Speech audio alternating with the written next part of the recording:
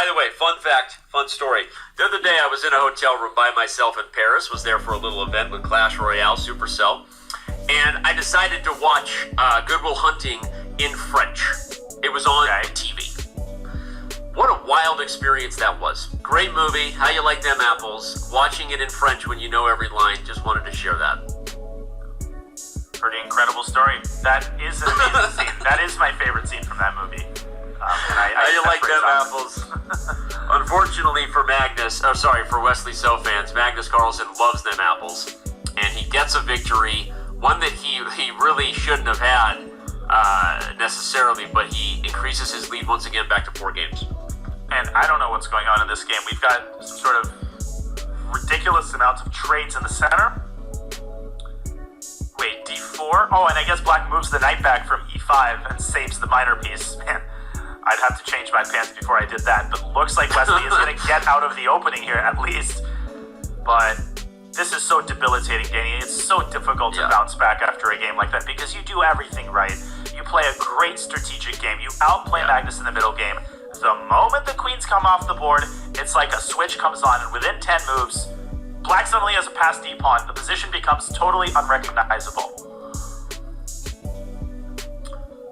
Yeah, I'm still replaying how quickly that went away, and unfortunately so was Wesley So. We see him shaking his head at times.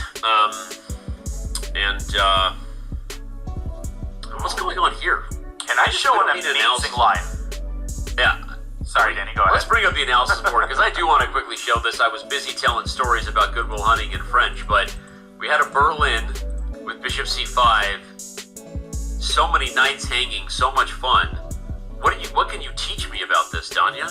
Well, there's an amazing tactic here. Bishop takes D7 check. I think Knight C6 for that reason was the more accurate retreat, because this would have prevented what will be an absolutely sick tactic, and I think Magnus might find it. So if we go back to the current position, go ahead. Yeah. No, what is it? It's Bishop takes D7 check. And you're taking B7? With tempo. Bishop takes D7, Queen takes B7, and you're hitting both the Rook and the Bishop, winning a pawn. And Black is in trouble. And if you take back with the King, then the King is exposed, and the Queen is able to slide over to F5, hitting the Bishop laterally. Queen F5 check, King C6, Danny.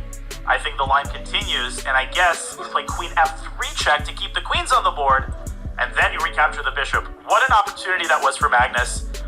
I think he might have sensed that there was something to be found, but instead he ultimately acquiesces to what it is still probably a smidge better position in the endgame, because he's got the slightly more active pieces. Oh, wow. Bishop what a tactic that would have been. Fascinating. Bishop takes D7. I always love it when we're analyzing games, Danya, of, 2 of the best players in the world before move 10.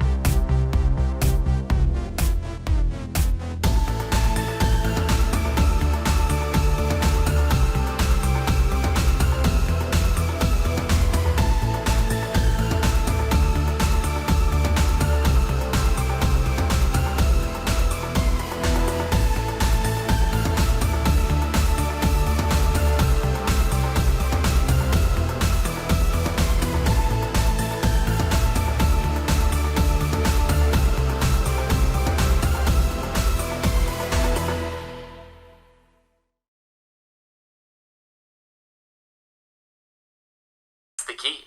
Take and Gotta- take back. You've got to drop your knight back to F3. Magnus down to 9 seconds, and maybe it's Wesley's Yep. turn to turn one of these games around. Stick that knight on D5, stabilize in the center, and look at that bishop on E7. Danny, I almost called you Wesley. How it holds the 2 infiltration squares, E6 and E8. It's a team effort. The rook on H7 holds the 7th rank, and he's safe as houses here. You can call me Wesley, just don't call me Shirley. Right now, Wesley, so maybe he turns around. Don't let that knight land on F4. Okay, yeah, Magnus trades it off before it goes to the mating net square. Have you ever been in a Turkish prison? What's your vector, Victor? Over. Rook E7, and this game might be over pretty quickly because I think we're going to get a draw. It's going to be a draw. Nicha. Draw.